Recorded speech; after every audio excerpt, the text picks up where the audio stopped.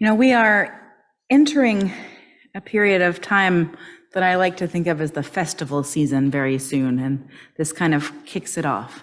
But from Thanksgiving to after the new year at Northwoods, we have abundant traditions to celebrate.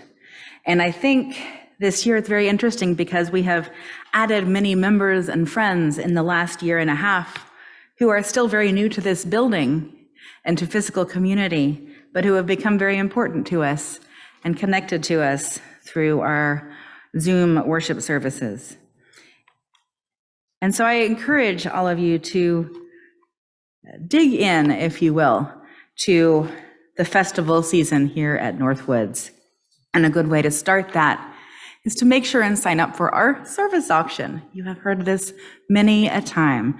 It is a wonderful opportunity. It's a fun night and a good time is had by all, but it is also a great opportunity to get to know other people in this community. We've heard a lot about the live auction. We've heard a lot about the silent auction, but the thing I think that makes the service auction really special is what we call signups. And those signups are activities, parties, wine tasting, bread making, hikes, nature trails, yoga classes, art classes across the board. And if you are looking for people to connect to at Northwoods, looking to find your niche here at Northwoods, I encourage you to look very closely at the sign up events, because the fun thing is when you sign up for something that you are excited about, you will get to do it with people who are also excited about that. And it's a great way to begin to get to know people on a more personal basis than we've been able to for the last year and a half.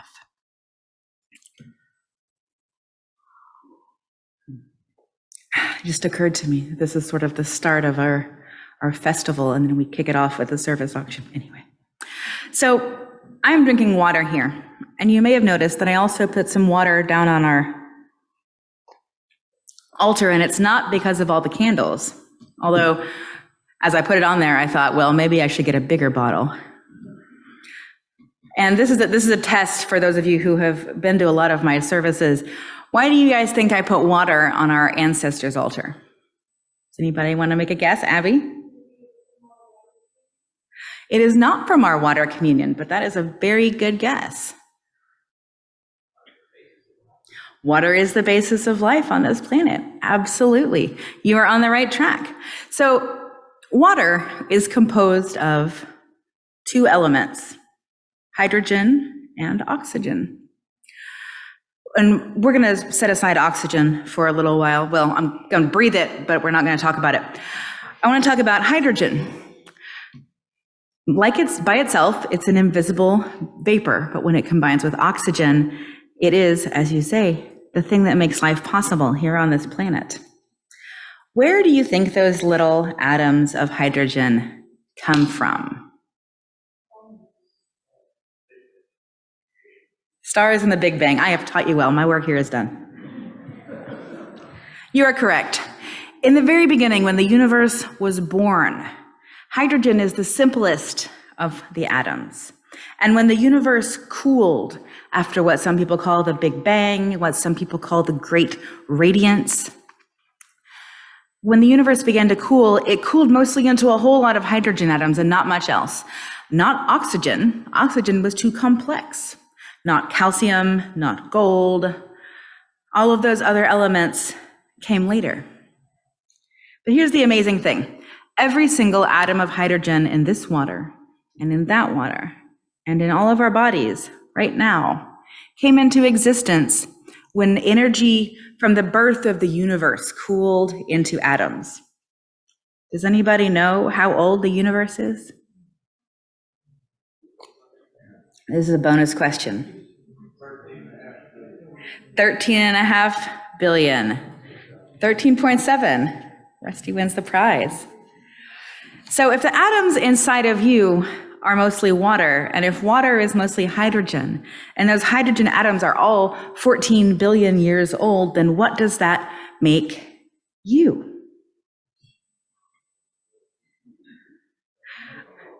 All the hydrogen atoms inside of you are as old as the universe. They are 14 billion years old. So there are parts of you that are 14 billion years old. This is the Unitarian Universalist version of I'm my own grandpa. Thank you. We can still go outside and look at the light of the stars. We can go outside right now and look at the light of one star and remember our ancestors and the energy from the time of the universe creation. Every time we breathe or every time we drink water, we can think about those hydrogen atoms, those oxygen atoms. And every time we can remember that everything is connected to everything. Those stars remind us nothing is ever entirely lost, even over 14 billion years. And maybe it's a function of those shared atoms or something else entirely, but we have always felt a connection to the movements in the sky. People are not the same as stars. They are much more complex, and they are infinitely closer. Their mass is much smaller, but their gravitational pull much greater. And people occupy a lot more space in our lives and in our hearts as well. But one thing is true, we come from the stars, and we come from people. We are the inheritors of a cosmic destiny and a human identity. Just as all biological life on this planet was shaped by water, thanks to our immortal hydrogen friend, each of us has been shaped by so many lives that have intersected with ours. We belong to the cosmos and to each other. And we can draw on our own constellation of ancestors, biological, philosophical, and cosmic, in defense against the rising tides of our lives, personal, political, in some cases literal, when you live this close to an ocean. We belong to them, that constellation, but they belong to us. Next week in service, we will be discussing and exploring one of the sources of Unitarian Universalism, the words and deeds of prophetic people, which challenge us to confront powers and structures of evil with justice, compassion, and the transforming power of love. If you have spiritual ancestors, mentors, guides along the way whose words are significant to you, I would love for you to send them to me via email this week or via text. Text is good too. And I might be able to include some of those in next week's service so we can continue our celebration of our cloud of witnesses beyond our ancestors into those prophetic people that inspire us today. Those prophetic people might be philosophers, activists, artists, writers, but our cloud of witness also includes family, friends, and neighbors. Let their lives and example be a prophecy fulfilled by your living, and let their examples of love and hope live in you. Let these be the ancestors that guide us with resilience, guide us into resistance, and guide us into relationship. So may it be.